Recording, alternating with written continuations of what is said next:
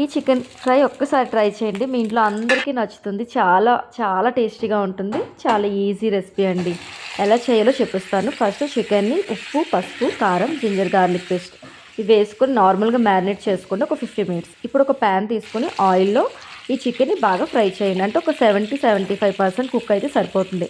మధ్య మధ్యలో కొంచెం కర్రీ లీవ్స్ వేసుకోండి, మంచి ఫ్లేవర్ వస్తుంది.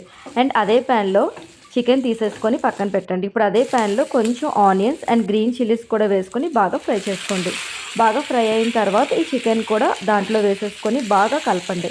ఇప్పుడు బాగా కలిపిన తర్వాత ఇప్పుడు దీంట్లో జీలకర్ర పొడి, ధనియాల పొడి, కొంచెం గరం మసాలా అన్నీ వేసేసుకొని బాగా మిక్స్ చేసుకొని పైన కొంచెం కర్రీ లీవ్స్ వేసుకొని ఒక 5 మినిట్స్ అలా మూత పెట్టుకోండి. అంతే అండి, చాలా బాగుంటుంది. చికెన్ అంతా బాగా ఫ్రై అయిపోయే వరకు అలా కలుపుతూ ఉండాలి మధ్య మధ్యలో. అంతే, రెడీ అయిపోయినట్టే.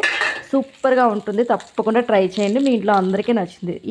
ఈ రెసిపీ నచ్చితే తప్పకుండా సబ్స్క్రైబ్ చేయండి, అలాగే లైక్ చేయడం మర్చిపోకండి.